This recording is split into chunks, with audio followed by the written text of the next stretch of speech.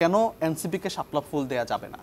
কারণ জাতীয় প্রতীকের কথা বলা হয়েছিল, শাপলা ফুল জাতীয় প্রতীকের অংশ, কিন্তু সেই ক্ষেত্রে আমরা যখন দেখেছি ধানের শীষ যেটা জাতীয় প্রতীকের একটি স্পষ্ট একটি অংশ, সেটা বিএনপি ধারণ করছে, বিএনপিকে দেয়া হয়েছে।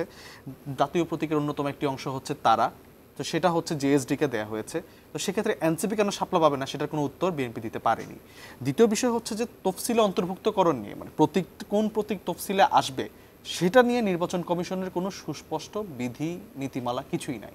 এখন একটি সাংবিধানিক প্রতিষ্ঠান, সে যখন একটি দলকে নির্বাচনী প্রতীক দিবে বা কী কী নির্বাচনী প্রতীক সে দলের জন্য বরাদ্দ রাখবে, সেটার একটা তো নীতিমালা থাকা উচিত। এখন ঘুম থেকে সকালে উঠে আমি মগ বালতি আর ওই টুথপেস্ট দেখছি আর এটাকেই হচ্ছে আমি আমার নির্বাচনী প্রতীক হিসেবে তফসিলে নিয়ে আসলাম, সেটা কিন্তু কোনোভাবে আইনগতভাবে আমার মনে হয় না যে জাস্টিফাইড। তো সেক্ষেত্রে আমরা এটাও বলেছি নির্বাচন কমিশনকে যে আপনারা প্রতীক বরাদ্দ করার ক্ষেত্রে একটা স্পষ্ট নীতিমালা নিয়ে আসুন।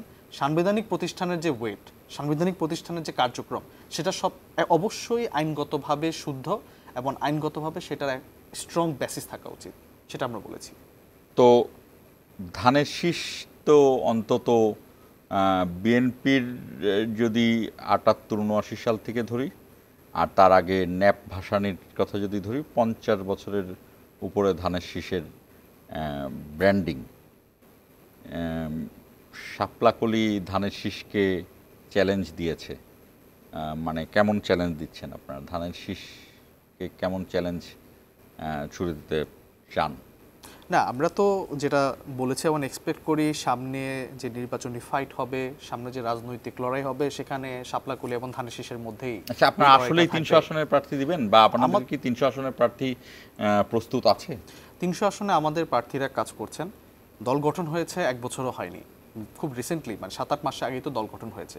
দল গঠনের পরে আমাদের এলাকা ভিত্তিক, অঞ্চল ভিত্তিক যারা রাজনৈতিক নেতা, কেন্দ্রীয় নেতা হোক, আঞ্চলিক নেতা হোক, তারা কিন্তু তাদের নির্বাচনী প্রচারণা নিয়ে কাজ করছেন। তাদের ক্যাপাসিটিতে, তাদের অঞ্চলে তারা ইউনিয়ন, গ্রাম, ওয়ার্ডে যাচ্ছেন, জনগণের সাথে সংযোগ করছেন এবং সেই জায়গায় তারা কাজ করছেন। এখন ৩০০ আসনে প্রার্থী দেওয়ার মতো আমাদের সক্ষমতা, আমাদের কার্যক্রম সেটা চলমান। পরবর্তীতে ফাইনালাইজ করবো কী হবে সেটা হয়তো ফাইনালি ডিসাইড করা হবে, বাট ৩০০ আসনের প্রার্থীদের ক্ষেত্রে এনসিপি পুরোপুরি প্রস্তুত। মানে কোনো জোট করছেন না, আপনারা একাই লড়বেন? এখনো পর্যন্ত আমাদের জোটের ব্যাপারে কোনো সিদ্ধান্ত নেওয়া হয়নি বা কোনো জোটে যাচ্ছি এই ব্যাপারে কোনো অবস্থান নেই পার্টির।